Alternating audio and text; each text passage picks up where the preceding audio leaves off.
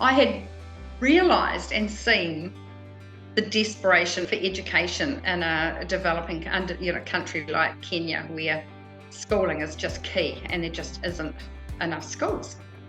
And so we had been given some money from friends and things to spend, donate here and donate there. So we pulled it all together and we built a little school. And it cost us about $3,000 New Zealand dollars. And we had the school up and running in 2 months. Found a plot of land with our friend Ayub's help, because we wanted him to run the school. And this is the naive part, is that we thought, well, we'll build the school for say 50 children, and then that can be our contribution to helping the underprivileged. And it cost us about $150 a month to run the school with 2 teachers, and very basic, very extremely basic, in a very poor slum area in Nairobi. So we built the school, and on opening day there were 117 kids at 8 o'clock in the morning. And so we quickly realised that the school was blowing out from our 50, that we'd planned in our mind, and that these kids could not, they couldn't function properly in these cramped conditions. So we were heading off to Uganda to do some backpacking. And before we left Kenya, I said to Ayub that when we got back to New Zealand, we'd do some fundraising and send it over to build another lot of classrooms. So that's exactly what we did, and we built another 3 classrooms. So now we had the new 3 classrooms and 2 classrooms from the original building.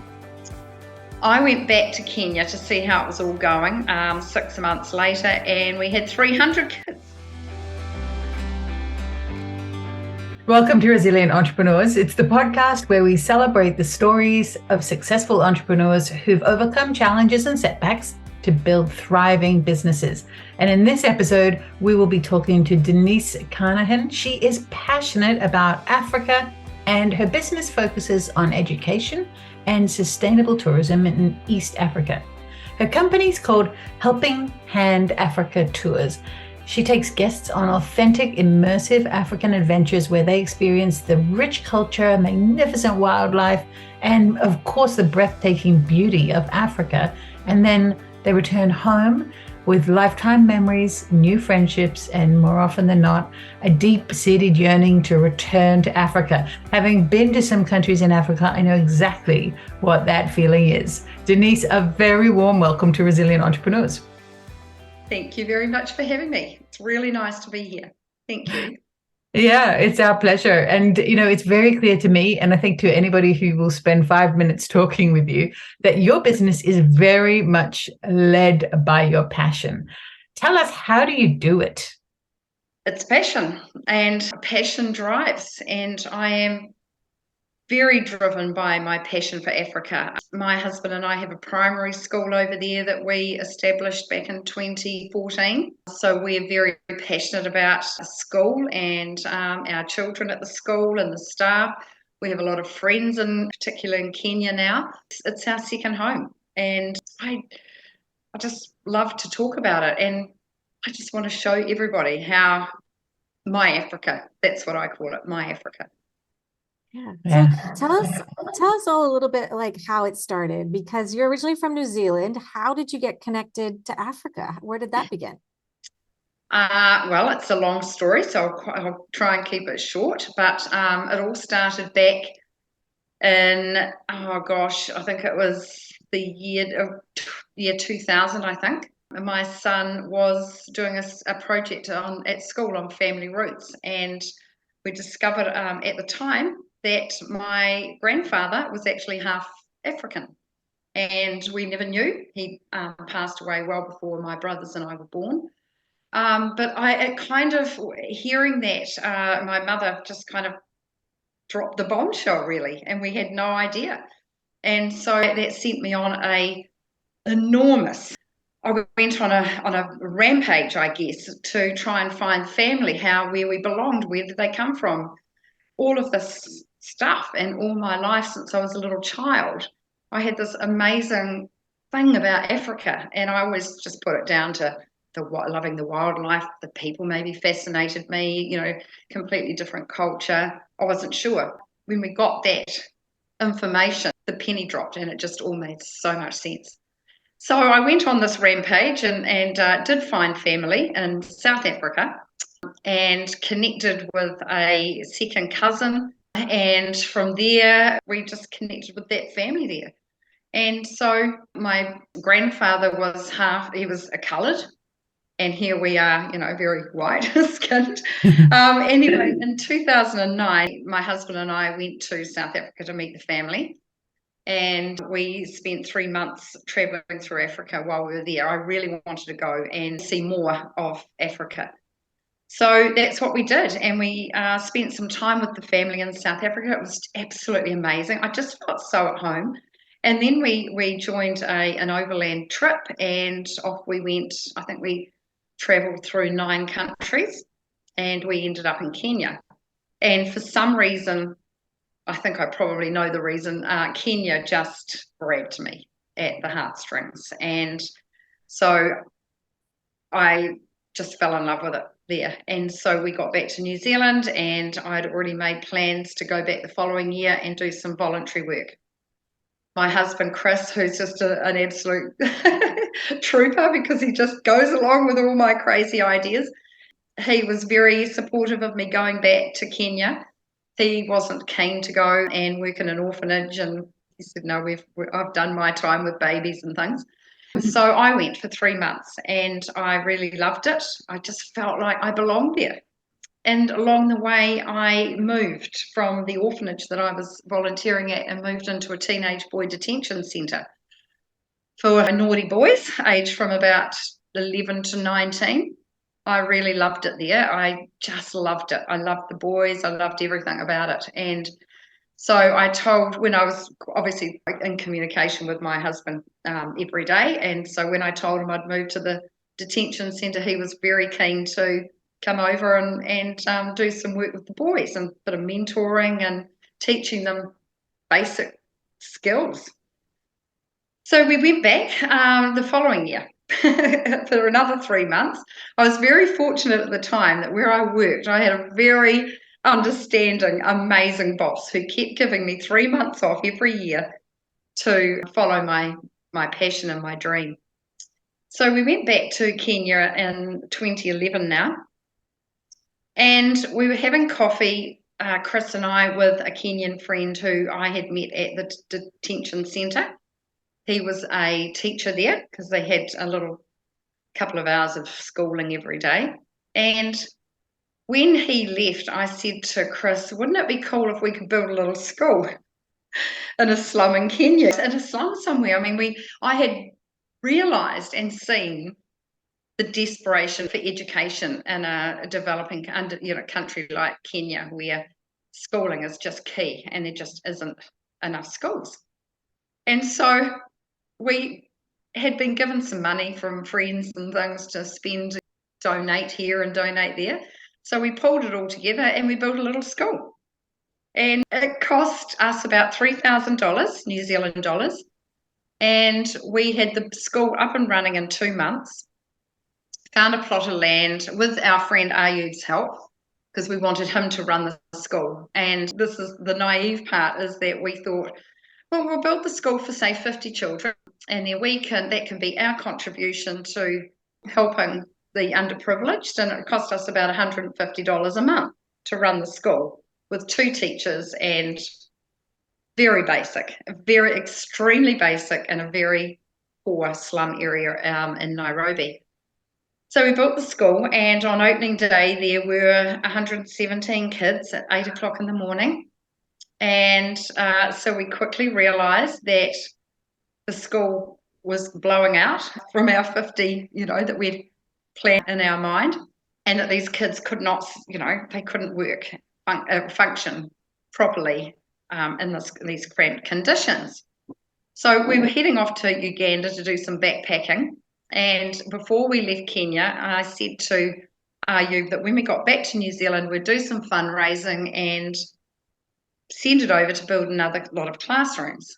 So that's exactly what we did. And we built another 3 classrooms. So now we had the new 3 classrooms and 2 classrooms from the original building.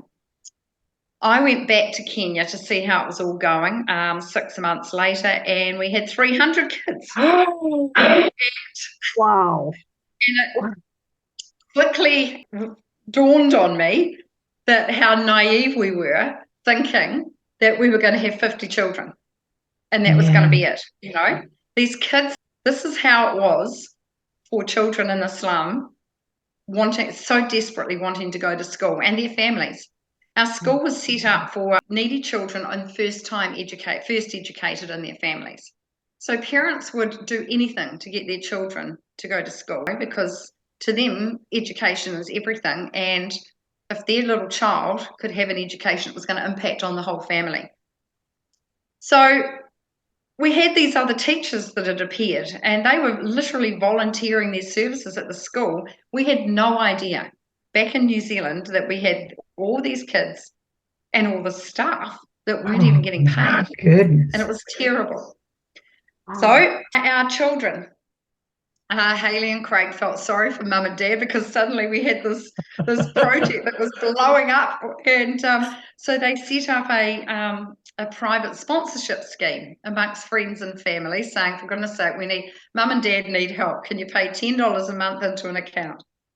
So they did, and that just snowballed and snowballed. And at one point we had 115 sponsors, so we had about $1,500 coming into the account every month, which paid for the school. All the running of the school, the teachers' salaries that we found were volunteering. There was no way we were going to have that.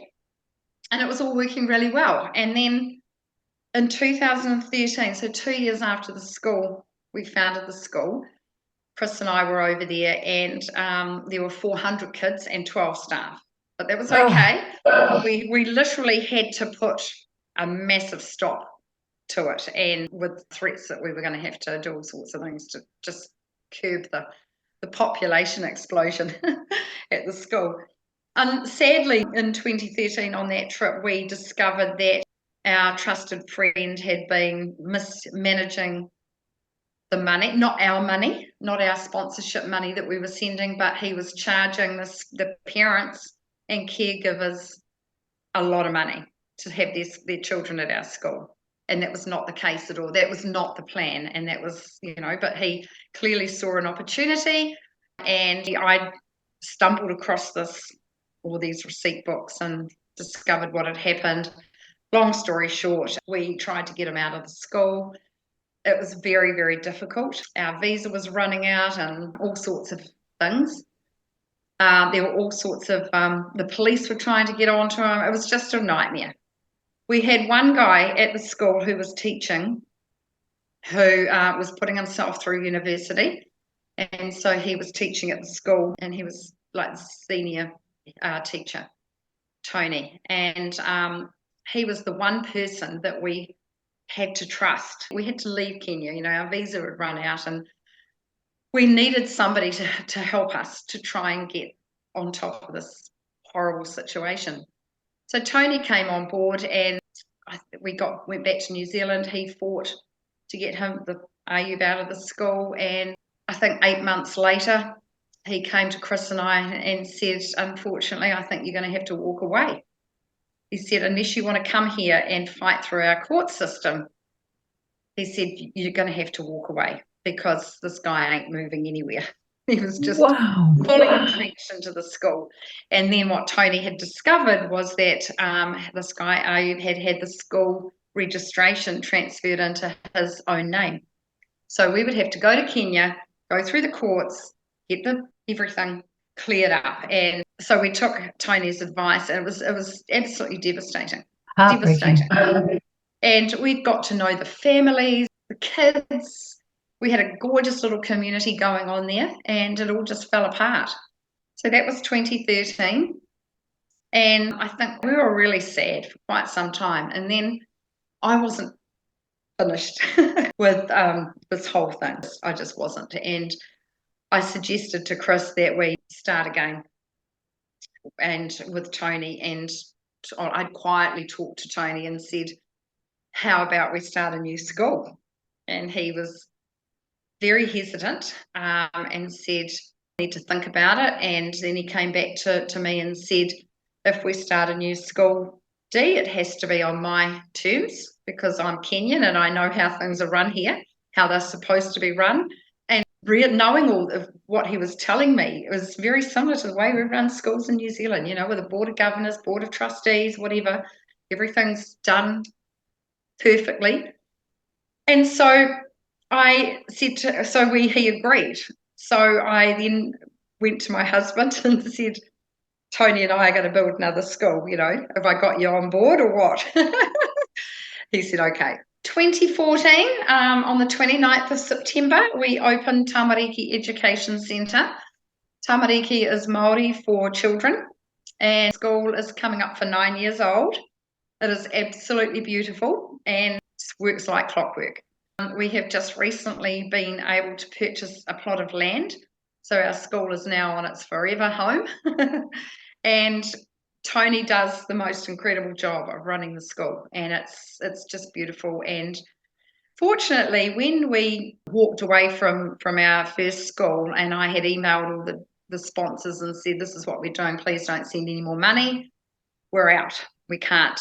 There's nothing more we can do to try and save the school. I think at least over half of them decided that they would keep their sponsorship going. And they said, gosh, Denise, you're bound to start up something else. And sure enough, so all that sponsorship just built up on the bank account. And so that when we did open, or when we were founding Tamariki, we had a pool of money to fall back on to help start the school. So to this day, we still have those sponsors and more. As I say, we did lose a lot, but we are slowly gaining them again over the years. And the school is now, in its forever place. So from there, of course, during my times in Africa and Kenya, over all those years, I would write amazing emails to family, friends, and then Facebook, obviously, posts and all sorts of things like that. And so all my family, all my friends and things were following eagerly and really got quite taken in by this whole experience and my description of my times in Kenya and the amazing experiences that I was having. When I got back to New Zealand, and I had been documenting the story right back to when we met the family, or prior to that, meeting the family and this whole African journey.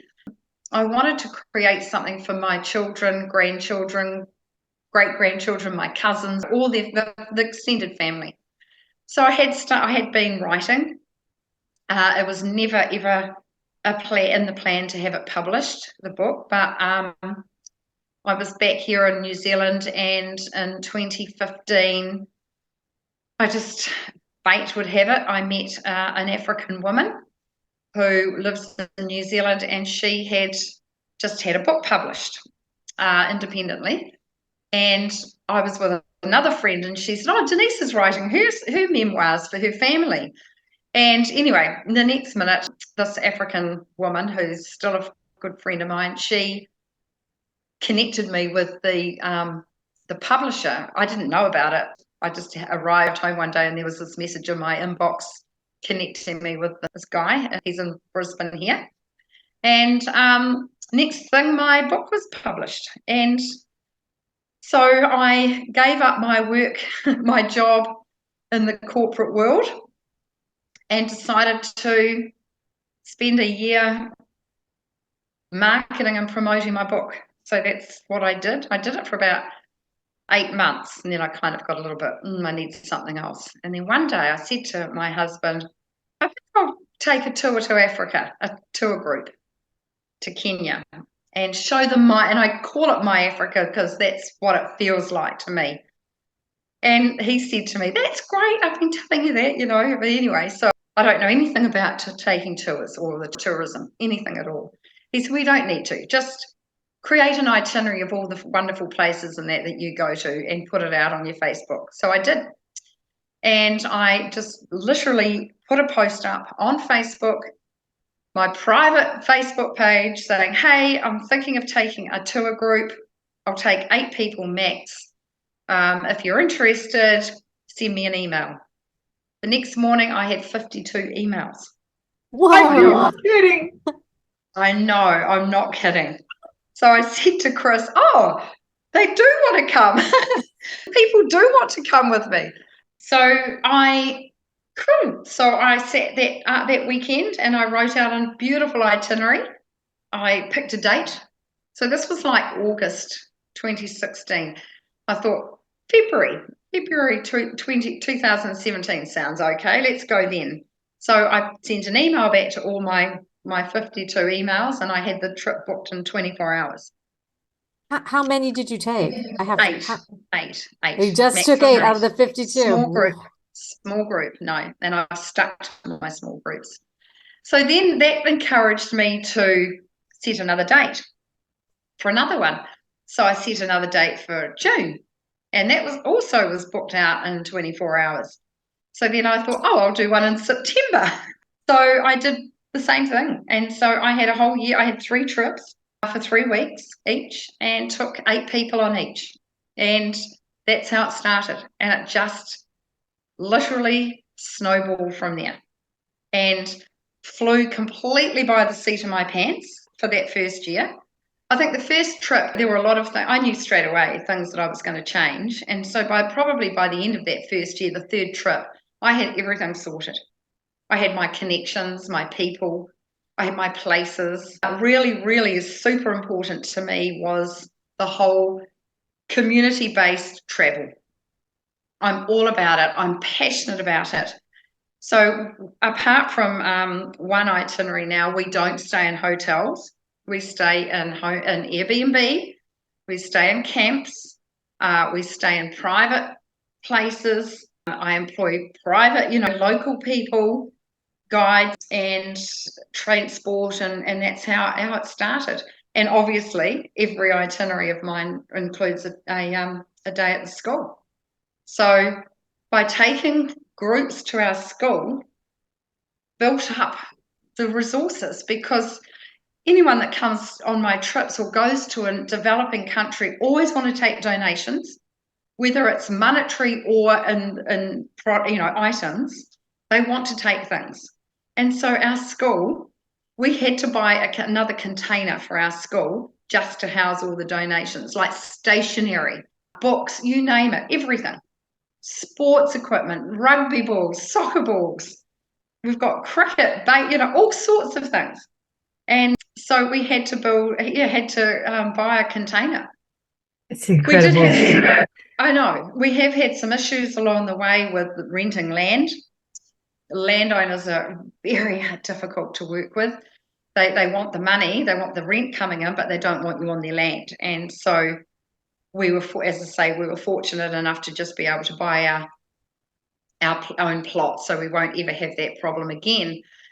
We saw this coming, and in 2019, we decided we were still renting, but the government were putting a road through our building, which was already on the property. When we set up Tamariki, that was like a vacant couple of buildings. So we literally just walked in there.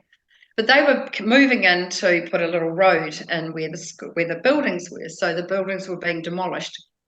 So we decided that we would build a container school so that it was portable, because in our mind, our vision was that we would always have our own plot of land at some point.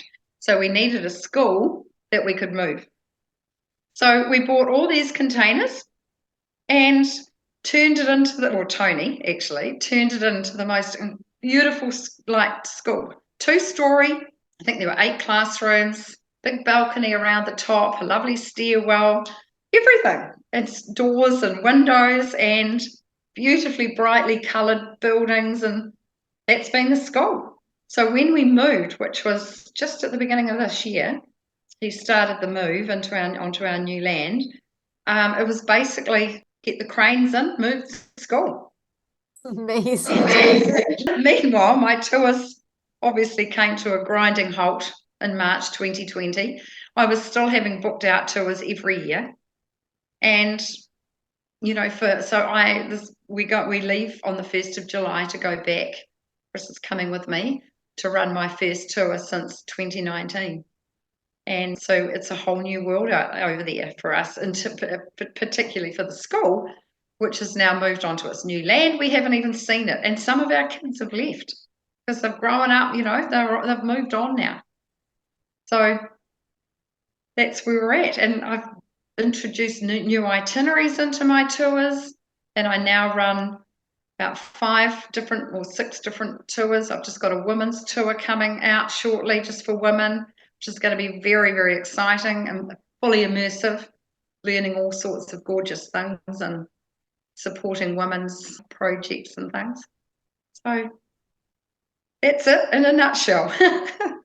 I have like a million questions, but I just want to keep listening to you tell the stories because they're beautiful. How many kids are at your school now? So we had up to 160 children, and that was it. Tony had capped it at that. They start school at 3 years old in Kenya, full days at school, and they go to grade 8 or class 8 and then move on to high school. Unfortunately, while we were moving the school onto the new plot of land is a wee way away. It's a few kilometres away. And so while Tony's been getting the new school set up, we're trying to get the funds together. The children have gone to other schools in the meantime, and we're just hoping that they'll all come back, or most of them will. So at the moment, he's got, I don't know how many, but we haven't got the full school roll back again yet. And as I say, some children have actually moved on now because they're growing up and they'll be at high school, or some have moved. When COVID hit, some of the families moved back to their rural areas, thinking it was safer to be back. And a lot of them haven't come back yet. So we're kind of we're not quite sure how many we've got and how many are coming or how many won't be coming back, but we're in a new area, so we'll get a whole lot of new kids as well. So yeah, it's very basic, but it works. It works beautifully. I'd love you to help our audience understand how you're bringing this passion into business. Now, you've told us what happened. It sounds like you just have lady luck on your shoulder, and I'm certain it's not that. There's something about you, Denise, there's something about what you're doing that makes this possible. Do you have any ideas, like the top 3 things that you'd recommend to someone who want to follow their passion into a business? You just have to do it. You have to believe in yourself. You have to remove any barrier, because we're actually very capable of doing whatever we want to do. It's our mindset that stops us from doing things. I could easily have not done any of it. In terms of the school, who in their right mind would have just created a school? We had never had that and tourism, as I said to you earlier, was never on my radar. I didn't know the first thing about it, but I learnt, and I followed my passion, my intuition, and I knew that I wanted people to see what I see and experience what I experience when I go to Africa every time I go. And I really wanted people, that to me is what travel is all about.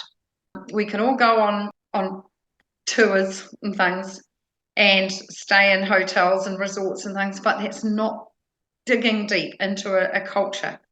It's not learning and experiencing a culture or the people that belong in that culture. And that is what my guests take away, all of them, from their tour experience. I mean, we've all grown up with almost preconceived idea of Africa being scary and it's dark, and what about the animals, and are they going to come and attack you in the middle of the night, and what about the people and the tribes, all of this. And it's really, that's what I love. Come with me and I'll show you. Come with me and I'll show you what it's about. And that is where I get my drive from. It's showing people and how it changes their perception of Africa. And I've never had one person on any of my tours who has not wanted to come back and is not planning to come back or wanting to get involved somehow, or it just does something to people. And for me, offering my authentic experiences is just what changes people because they get to see the real thing. They make lifelong friends with local people. We get invited for chai, at someone's little tiny 2-meter square house. It's their home. And we go and we do things like that. We're not bound by walls and pristine hotels and things like that. It really makes me think of it's a humanity connection. It's very much about human to human. It is. And so I'm very driven by the passion and the love I have for the people and the place, and like I say, the culture and everything. And that's what drives me. So when COVID hit, and I think I went into almost a mini depression, I feel now looking back.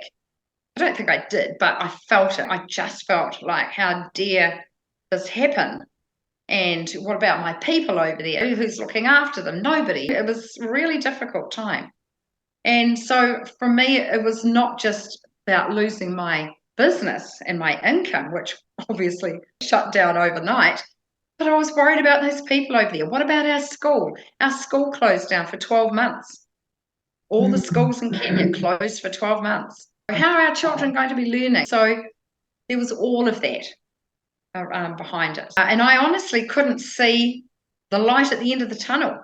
And I couldn't visualize me starting up my tours again. How is that going to look like? What's going to be like over there? And then probably this time last year or towards the second half of the year, I started to realize that, maybe if I just put one tour out for this year and see how it goes and just do some toe dipping. And that trip sold out, but I've still just remained with the one tour for this year, and we're doing Kenya and Tanzania. But next year, I've opened a whole lot of tours, and when I say a whole lot, just 4 at this stage, and there'll be another couple, and that will be it. But for next year, but I realised that people are travelling again, and I am so excited about it. So that's the other thing. It's definitely an emotional thing and a passion, and I get excited about it and talk about it, and that's what drives me. So I did talking about entrepreneurial stuff. So last year, I think I probably was a bit tired of sitting at home playing, fiddling, twiddling my thumbs and feeling a little bit sorry for myself, which I thought, get over it. And I designed and launched a range of swimwear for mature ladies. I'm not kidding. Oh goodness! Made from recycled ocean waste.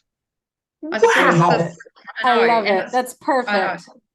It is, and I got really excited about it, and I went fully into it. I just did the designing. I found the researched all this fabric that's made in Italy, and it's made from fishing nets and plastic bottles, and it's beautiful. And then I found a manufacturer in Bali that I loved because it was just too expensive to get made in New Zealand, and away I went.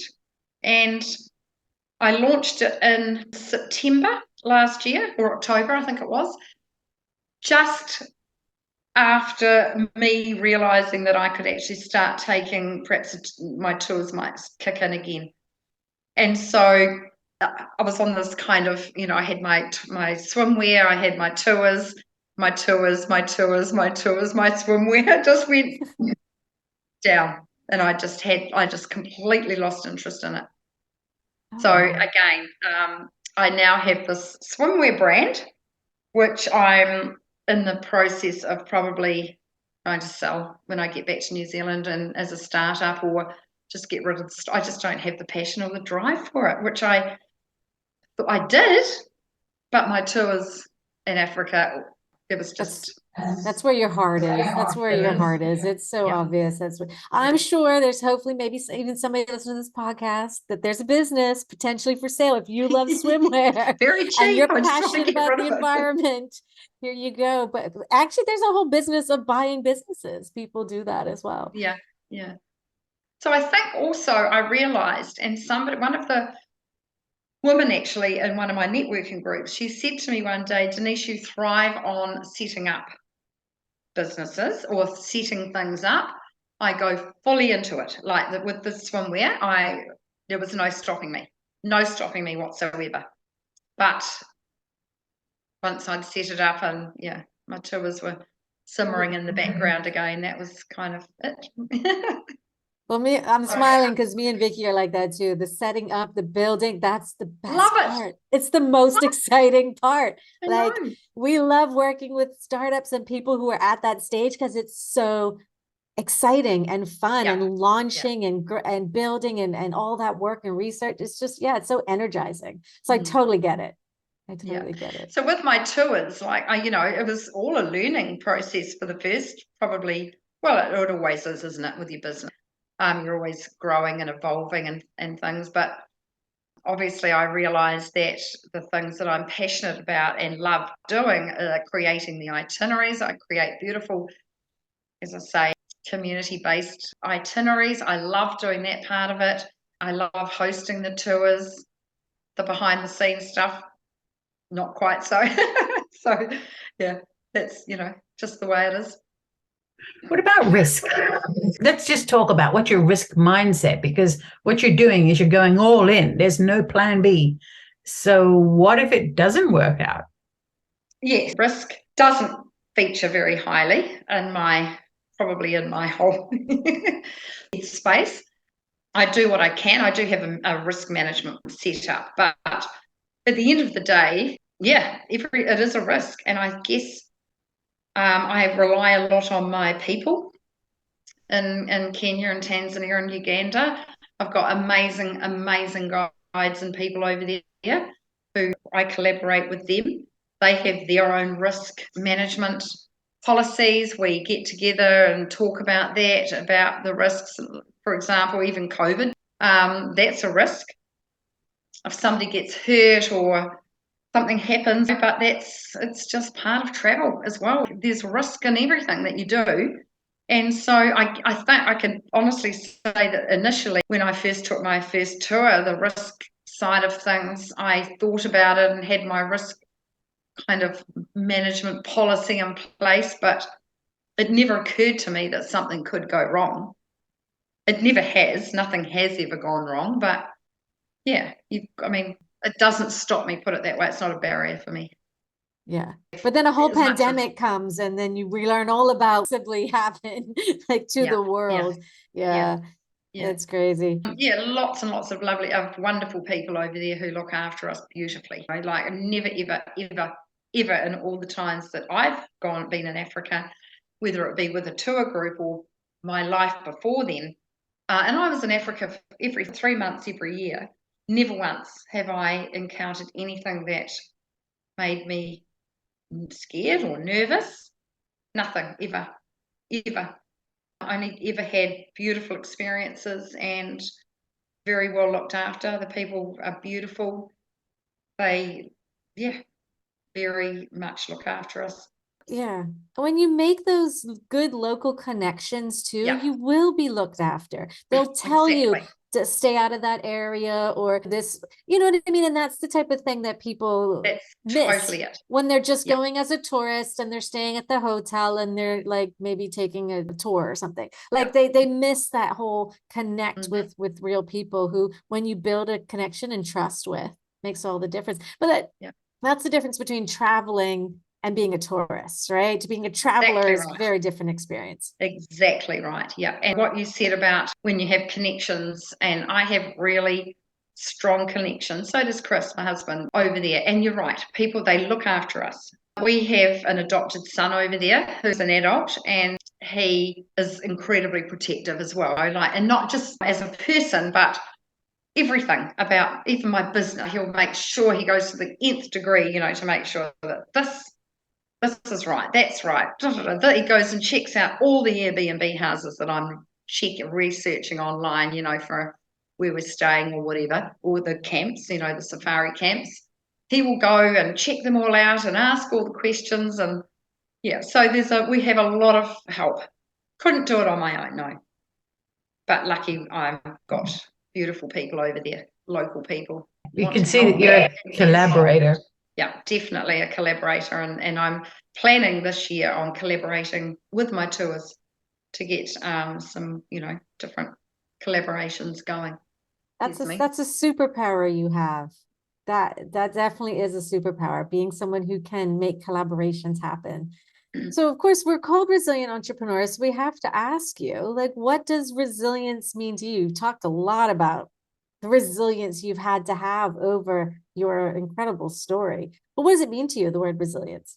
It just means that I have this ability to be able to just get through challenges, and I'll just make it happen. There's always challenges in businesses, and you just have to be resilient and get through them and work through them and do what you have to do or what you think you have to do to get through those challenges and come out the other end. Otherwise, we'd all fail. Our businesses would have, we wouldn't last. I wouldn't have lasted in my business. I had to be resilient. To do what I'm doing, I had to be resilient, and it comes down to risk as well. That you've got to be resilient so that you're able to handle risk and things that might happen. And with my business, there was no doubt that I was going to restart my business and just power on through. And I think that's what it's about. It's all part of that whole connection of emotion and passion and thing. And I think resilience comes into that for this business, for me. Yeah. Totally different, I think, with my swimwear, perhaps. I might not have been so resilient with different aspects of the business, but I just feel like I'm bulletproof in a way. For myself, I'm not talking about in terms of leading people on my tours, but just in terms of the business side of it. Things crop up all the time, and you just have to find a way and learn and what works and move on to the next thing. Yeah. I guess that's because your why is so strong. Your why, your reason for doing it, your reason for being, you want it so badly that nothing will get in your way. Yeah. That's the swimwear didn't happen that way because you didn't want it as badly. Exactly. Yeah. And it's absolutely okay to let a business go. Another thing, I think entrepreneurs feel like they're a failure if they don't go all the way through with the business, or if it doesn't work out, or their passion changes, or something happens. But it's okay to make that. That's just another business decision. It's just a decision you make so that you can then go on to do the thing that is your passion, that is what is heart leading you to. Denise, you are such an incredible inspiration. Thank you so much for joining us. Your story is incredible. I could listen to you tell stories. I want to come over for dinner and have a nice bottle of wine and just listen to you tell your stories, because I'm sure you've got thousands of them. And I would like to go on record to say, I'm going to come on one of your tours. I don't know how. I'm in Bermuda, but it's going to happen. I want to take my kids. I've always wanted to take my kids to Africa. And I don't know when or where, but I know we're going to meet in person one day. And I'm really, really, really, really looking forward to that day. I do have a family itinerary just in case. I checked out your website. We'll put it in the show notes so people can have a poke and see for them. And it sounds absolutely magical and incredible experience. And I too like to travel that way. I want to take my children traveling that way. And I hope more people travel that way, where you do go make connections, really live in the culture, understand it, feel the passion for it, because that's when we connect with humanity and make an impact. I definitely think that's been such a help for me in terms of, like I was talking about, having my locals, my tribe over there. And that's all come from connecting with the people. And one of the first things I say to my guests when they book onto one of my tours, and I send out the guest information, etc., is the first rule is respect. We are visitors in their countries, and that's the way it is. And so that's how it is, respect, and that's how it's worked. Yeah, no doubt. Oh, well, so exciting. Thank you so much. We really, really appreciate your time. It was a beautiful conversation. And I hope to meet you in person one day soon. Love to. That'll be great. And thank you so much for giving me the opportunity.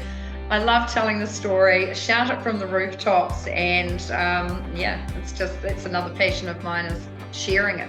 Thank you, Denise. Thank you. And that's a wrap for today's episode of Resilient Entrepreneurs. We hope you enjoyed hearing from our amazing guest and learned something new about resilience and entrepreneurship. Remember, resilience isn't just a trait, it's a skill that can be learned and developed. And if you want to stay connected with us and hear more inspiring stories, be sure to hit that subscribe button and follow us on social media.